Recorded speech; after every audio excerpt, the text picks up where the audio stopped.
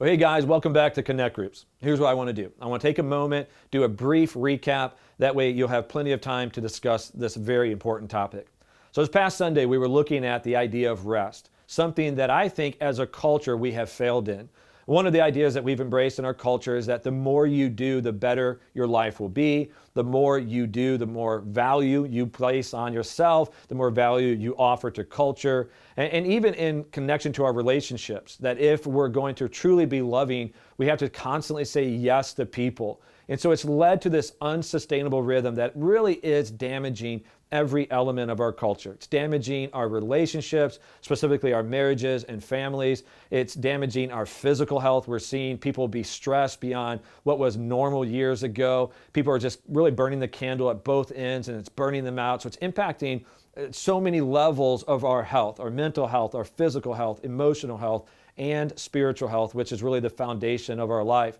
And so we were looking at what does the Bible have to say about this topic? And here's God's simple yet profound command. He's commanded each one of us to take one day a week and rest. It's what's called a Sabbath. And for whatever reason, this is an idea that we have rejected as if it's just in the Old Testament, it's no longer relevant. So what I did is I took some time this past Sunday to illustrate how important this command was to God and still is to God. It was something He modeled in creation before sin ever entered the world. It's something that He commanded the Israelites before He gave them the rest of the law. It's something He placed in the top 10 of His commandments.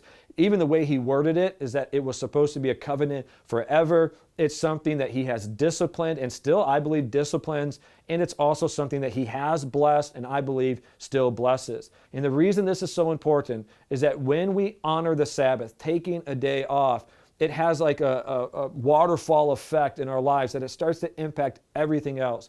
It starts to lead us to have a better perspective of life. It helps us prioritize the things that are really important in our lives.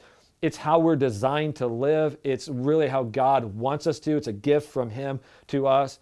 And here's the thing, and this is my suspicion. I don't think I have to convince you that the rate of our culture is unsustainable. I don't think I have to convince you that the rhythm of our culture is something that is really producing the abundant life that God offers. I think we know that this is not healthy. I think we know that this is not sustainable. So how do we solve it? We solve it by obeying God. We make the necessary choices, sacrifices, difficult decisions so that we can honor giving God one day a week. My suggestion would be to make that day Sunday, if that works for you. For me, it doesn't because I'm a pastor and I have to actually work on Sundays. So for me, it's on Friday. But pick that day and focus on it. Say no to other things so that you can say yes to a day of rest. And here's what God has promised. If you will do this, He will bless you in a way that it will help you love Him more, trust Him more, feel His love more.